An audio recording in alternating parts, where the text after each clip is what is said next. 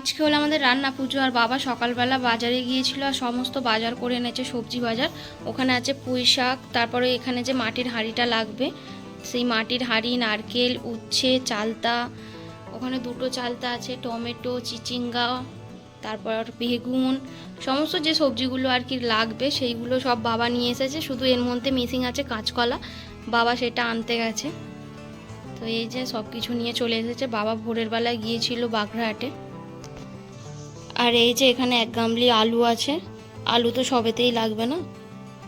আমি সবে মাত্র সেলাই থেকে বাড়ি এলাম, এসে একটু চেঞ্জ করে দাঁড়িয়েছিলাম। আর সকাল থেকে তো তোমাদের সাথে একটুও দেখা হয়নি। আর এই যে আমি এখানে দাঁড়িয়েছিলাম, আর বাবা নিয়ে এসেছিলো ইলিশ মাছ, মানে সকালবেলা নিয়ে এসেছিলো। আর সেইগুলোই হচ্ছে ফ্রিজের মধ্যে রাখা ছিল, আর সেইগুলোই তোমাদেরকে একটু দেখিয়ে দিলাম। তারপর তো ইলিশ মাছগুলোকে বাইরে বের করে নিয়েছে। কিছু ইলিশ মাছ ফ্রিজে রাখা আছে, আর কিছু ইলিশ মাছ এখন রান্না হবে। আর এখানে চিংড়ি মাছ আর ইলিশ মাছ সবটাই কেটে নিয়েছে। আর এখানে এই যে কেটে ভালোভাবে ডেচকির মধ্যে ধুয়ে রেখে দিয়েছে। আর ওখানে ওইটা দেখছো, ওইটা হলো কানকো আর তেল। ওইগুলো হচ্ছে ওই চচ্চড়িতে দিলে না খেতে সুন্দর লাগবে, ওই জন্যই রেখে দেওয়া হয়েছে। আর এদিকে রাত্রিবেলা খাবো সবাই মিলে, ওই জন্য এখানে আলুর তরকারি করছি। আলুটাকে তো ভালো মতো ভেজে তুলে রেখেছি। তারপরে তো টমেটো আরে দিয়ে যেগুলো মশলা আর কি লাগবে নিরামিষ আলুর তরকারিতে, সেইগুলোই দিয়ে ভালো মতো মশলা কষিয়ে আলুর তরকারিটা করে নিয়েছি।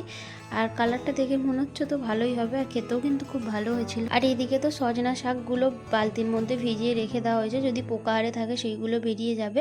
আর এই যে একে একে সমস্ত কিছু কেটে ধুয়ে রাখা আছে কলা পাতার ওপরে। আর এদিক থেকে সব কিছু নিয়ে যাচ্ছে, মানে ওই আনাজগুলো, সেটা রান্নাঘরে গিয়ে ওখানে ভাজাভুজিগুলো হবে। আর এইখানে তো দুটো কড়াতে ডাল বসিয়ে দিয়েছে। আর আমার মা তো ওখানে স্নান করে ভোগের ভাত করতে বসে পড়েছে। এই ভোগের ভাত না আমার মাকেই করতে হয়।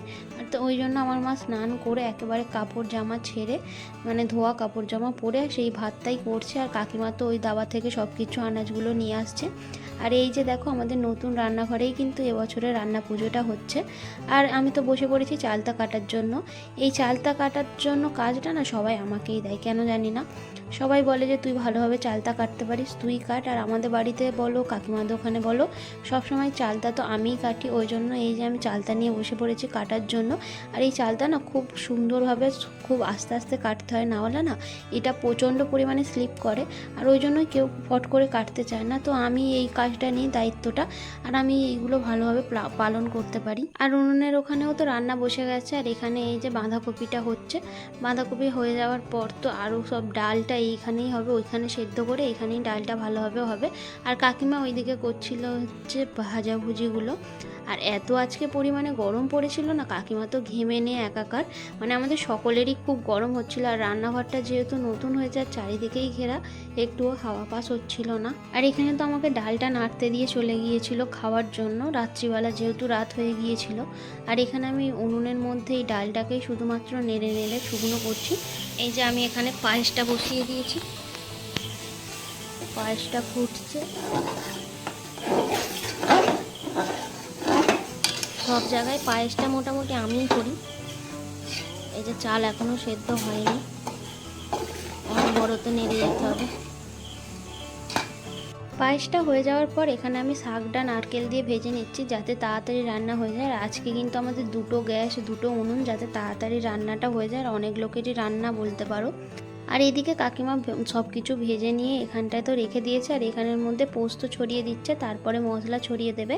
আর আজকের মতো রান্না হচ্ছে এই পুঁই শাকটা হলেই হয়ে যাবে। আর এই যে পুঁই শাকটা বসানো আছে যাতে ভালোভাবে শুকনো হয়ে যায়। আর রান্নাঘরে সবার এত গরম হচ্ছে, সবাই তো বাইরে চলে গেছে। আর পুঁই শাকটা হলেই রান্না কমপ্লিট। তো আজকের মতো রান্না বান্না সব কমপ্লিট। এবার হচ্ছে মাজা ধোয়া হারে হবে, তারপর হচ্ছে আমরা একটু ঘুমাবো। আবার কাল সকালে কি হচ্ছে না হচ্ছে সবটাই তোমরা দেখতে পাবে, তো ভিডিওটা কন্টিনিউ দেখতে থাকো। আমাদের নিয়মে রান্না পুজোর দিনকে উনুন না জ্বালতে থাকলেও গ্যাস জ্বালতে আছে। আর আমাদের ইলিশ মাছ আর চিংড়ি মাছ, এই দুটো মাছ হচ্ছে রান্নার দিনকে আনতেই হয়। তারপরের দিন আমরা যদি কাতলা মাছ আনি কোনো অসুবিধা হয় না। ওই জন্য বাবা তো বাগড়াহাট থেকে মানে মাছ নিয়ে চলে এসেছে। আর এদিকে মা হচ্ছে এখানে পাথর বাটিতে খাবার সাজাচ্ছে, যাতে ঠাকুরকে খেতে দেবে, তারপর সবাই খাবে। আর মা তো আবার স্নান টান করে কাপড় জামা ছেড়ে আবার তো ভালোভাবে ঠাকুরকে দেওয়ার জন্য সব কিছু একটা একটা করে গুছিয়ে নিচ্ছে। আর এদিকে আমি ভিডিও করছিলাম।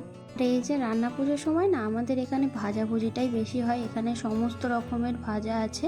আর তারপরেই তো অনেকটা বেলা হয়ে গিয়েছিল আর সবাই এসে গিয়েছিল। আর এই যে বাচ্চাদেরকেই আগে বসানো হয়েছে আর এখানে সবাইকে তো খেতে দিয়ে দিয়েছি, আর ওদের কি লাগবে না লাগবে তার জন্য তো আমি দাঁড়িয়েছিলাম। আর এইটাই শুধু একটা না, এটা প্রথমে সবাই বসেছিল, তারপর আরও সবাই এসেছিল, আমি ভিডিও করিনি। আর এই যে রাজ আমাদের বাড়িতে এসছে, আর আমার দিদির ছেলে তোমরা তো সবাই জানো, ও এটা ভয়ে করছে না এটা আনন্দে করছে আমি তো নিজেই বুঝতে পারছি না। কারণ ও রাজকে দেখলে প্রচণ্ড পরিমাণে ভয় পেতে থাকে, ওকে দেখলেই কান্না করে। তবে এমনকি ও যদি নাও থাকে রাজ আমাদের বাড়িতে, ওকে যদি বলি যে রাজ আসছে আমাদের এখানে, তো ভয়ের মধ্যে ও যা করছিল সেখান থেকে তো চলে আসবে।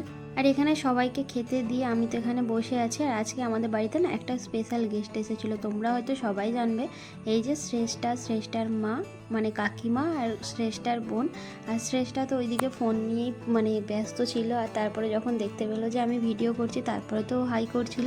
আর দেখো ওর বোনটা কত কিউট না, যেই ক্যামেরা অন করে যে কত সুন্দর হাসি দিচ্ছে। আর ওই দিক থেকে তো আমার মেসির ছেলেও এসে গেছে, কী করবে বুঝতে পারিনি। তারপর ওরাও তো খাওয়া দাওয়া করে বাড়ি চলে গিয়েছিল। আর এখানে আমি রাজ রিক তিনজন মিলে খেতে বসেছিলাম। আর তোমরা তো সবাই জানো বাড়ির মধ্যে কিছু একটা অনুষ্ঠান হলে ঠিকঠাক ভিডিও করা যায় না, তো যেটুকু পেরেছি। যদি তোমাদের ভিডিওটা ভালো লেগে থাকে like comment share and subscribe. Bye bye.